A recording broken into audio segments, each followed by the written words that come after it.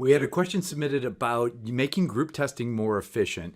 It says, in your blog post about group testing, you mentioned using students for some of the simpler tests. The way I envision it is teaching the helpers to score one of the FMS and letting their station be that station for the duration of testing. Is this how you do it? Does everyone need to be FMS and Y balance test certified?